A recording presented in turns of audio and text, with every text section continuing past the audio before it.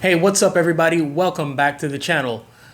In my previous video, I did a big bike reveal. It's my new steel performance bike build project, building out a steel frame out of modern steel like Columbus Spirit.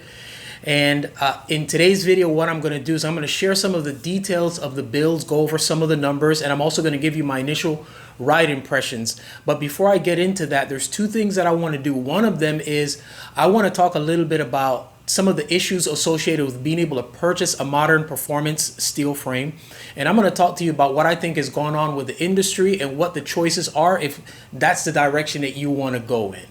Now, bikes made out of steel frames, like all other materials, fall into different categories. You have like your casual, urban, kind of like your fixie beach cruiser type thing. And then you'll have your adventure type bike, which would be like for your randonneuring, gravel adventure, epic rides, that kind of stuff. And then you have your performance built. Now, what's interesting to me is that the mainstream cycling industry has all but ignored steel as a material that you can build a performance bike out of. The mainstream industry has ignored it, but not the secondary industry. We have a lot of companies that I would consider not mainstream who continue to use steel as a material to build a performance frame out of. Let me read a list.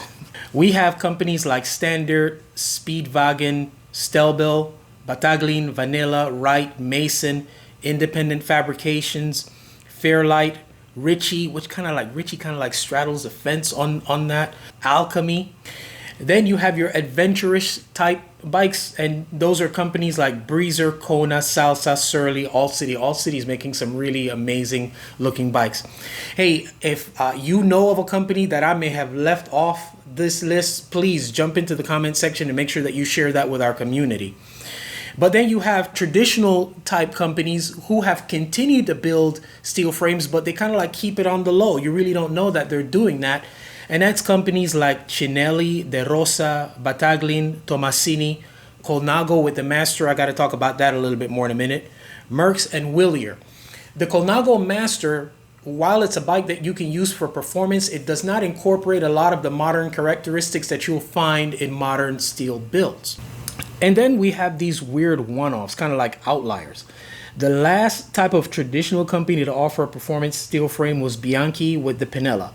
And they stopped production on that bike back in 2009. It was a frame that was manufactured from, let's say, around 1998 till around 2006. Then they stopped, then they brought it back for a very limited time. The frame was constructed with a modified TIG-welded Dacia EOM 16.5 that weighed in at 1,350 grams for a size 54 frame, which is crazy light for a steel frame. And the bike came equipped with a 1 1/8 inch full carbon fork. And to my knowledge, that is one of the only steel frames from that era that actually came equipped with a 1 1/8 inch carbon fork, which I think gave the bike a unique performance advantage. Now, I happen to own one, and to this day, I'll still take that bike out on fast group rides. So, in order to test my theory of whether or not I could actually purchase a steel frame for performance from one of the major manufacturers, that being the Trek, Specialized, Cannondale, or Giant, I walked into a few local bike shops where I was able to purchase any one of those brands and ask if I was able to do such that, and they all said no. One person looked at me very puzzlingly like, why would you want to do that? And one person actually laughed at the notion of being able to do that. Now, I did find out through one of my local bike shop owners that I could purchase a steel frame from one of the secondary market, like I mentioned, that being either De Rosa, Cinelli, or Tomasini. I had my heart set on the Cinelli Nemo TIG, and we sent out an inquiry to the rep from Cinelli to kind of like get some feedback, some answers, and find out what the purchase process was. They never got back to us. They never got back to the shop owner, who became very frustrated with the process. And I was like, you know what, let's shelve that. I was at the same time kind of like looking on some used marketplaces to see what the availability was. And I did find frames made out of Columbus Spirit, priced anywhere between $750 up to about $2,900 in my size. It's fair to say that I had pretty good selection of frames. I settled on the frame that I settled for because, number one, it was constructed by Alchemy. I was able to follow a little bit of the history of the frame, and like I mentioned in the previous video, the frame ticked all of the boxes that I had on my list as requirements, that being a tapered head tube, press fit bottom bracket. And just as a bonus, the bike actually is built with breezer dropouts, which is something that I find very aesthetically pleasing and was really looking forward to it. So that's how I ended up with this bike. So now let's talk about some of the build characteristics, some of the dimensions of the frames, and then I'll share with you my initial ride impressions. Let's start with the top tube. The top tube measures in right around 55.5 centimeters, which is about 1 centimeter, a little bit longer than what I would normally ride, but you're easily able to make that kind of difference up by the stem and fore and aft saddle position. The seat tube angle is 73.5 degrees. The head tube angle is 73 degrees. The wheelbase measures right at 97.75. I measured it several times. That makes it a little bit shorter than both my Colnago V3 RS and the Bianchi Pinella, which both of those bike weigh in right about 98 centimeters for the wheelbase. The bare frame weighs right around 1,650 grams. The fork, which is a tapered 1 1/8, 1 1/2 Focus Composites carbon fork, weighs in right around 400 grams. One neat thing I do like about this bike is the shaping of the tubing. The top tube is slightly oversized as we get towards the head tube, and then that's vertically, and then horizontally as we approach the seat tube. It kind of like reminds me a little bit of the Columbus Max in that regard. It's very subtle, it's not very obvious. The down tube, again, is ovalized vertically as we approach the head tube, and it has a very pronounced ovalization as we approach the bottom bracket. And again, that's a press fit PF30 46 diameter bottom bracket shell. The one thing that people have kind of already started weighing in on is feeling like maybe a steel frame with a tapered head tube is kind of like overbuilding a bike. I don't know, we'll see. I haven't gotten that vibe back from the bike yet. So those are some of the key aspects of the frame. The build is the Dacia Superleggera, both stem, handlebar, and seat post. My saddle is a Cell Italia SLR Boost Kit Carbonio in 130 millimeter width. The wheel set is my trusty Mavic Cerium, and this is a little bit of a work in progress. I'm currently weighing my options, and of course they're wrapped in Vittoria Corsa 25 millimeters. So those are the digits. All right, as such, full build of the bike with Campagnolo Super Record 11 comes in right around 17.2 pounds, which is 7.75 kilograms. I could probably take a little bit more weight out of the bike if I slapped a tubular wheel set on there. That's really not a priority. I'm very comfortable with the bike as I have it right now. Initial ride impressions, it was very easy for me to adapt into my normal riding position and get very comfortable on the bike. I didn't feel like I was too stretched out, even though the bike has a slightly longer top tube than what I'm used to.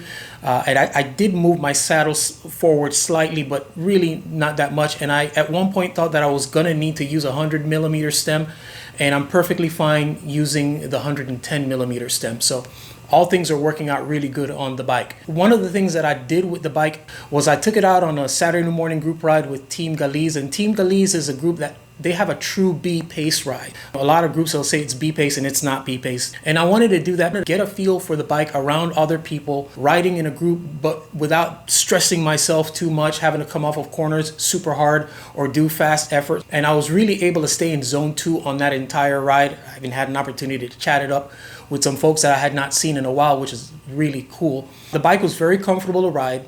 The slow corners were perfectly fine. Stopping, starting, all of that was seamless to me. One thing I will say about this bike is that it does feel like a steel frame. The Bianchi Pinella doesn't feel like a steel frame. The Bianchi Pinella feels like my Cannondale Cat 10. And neither one of those feel like aluminum. They feel, let's just say, like non-carbon. I think I just coined a new phrase. They feel like non-carbon bikes. But this bike, the Dark Star with Columbus Spirit tubing, feels very much like the Bianchi Mega Set. Now, I'm curious to see how it performs in relation to that. I'm hoping that the performance will be a little bit closer to the Bianchi Pinella or slightly exceed that. We'll see when I take it out on a ride where I actually have an opportunity to push it. The other thing that I did was I took the bike out to the park and I just did some slow to medium effort loops. I didn't do anything hard. I didn't chuck the bike into a corner or anything like that. The only thing that I did was there's a part of the park where we have some slight undulations where I might get like a 3 or 4% pitch. I know. That's what we've got here. And on one of the efforts, I did it standing up, and the bike went. I didn't feel like the bike was not transferring the power. I felt like the bike was jetting up the hill pretty good. And I also did the effort seated, where I just kind of like grinded, pushed the gears. And again, I felt like the power transfer was very good. Hopefully, if the weather holds tonight, I'll be able to get the bike out on a slightly faster group ride, where I'm able to get some zone 3, zone 4 efforts, and we'll see how it performs. And in this weekend, I plan to take the bike out on the usual weekend fast group ride. The follow-up video is going to be how the bike performs under more stress or harder efforts. And I hope to have an opportunity to also speak to 2 local guys here who race on steel frames, to get their perspective on the difference between that, carbon and aluminum, and why they do that. So yeah, so that's it. That's what I wanted to share today in terms of the build specifics and my initial ride impressions of the bike. So far, I am loving it. And I'm also very appreciative of everybody who has been supporting the channel. So thank you so much for subscribing to the channel, for continuing to support the content by commenting, by liking, and sharing. As always, our aim here at the channel is to inform, instruct, inspire. Be blessed.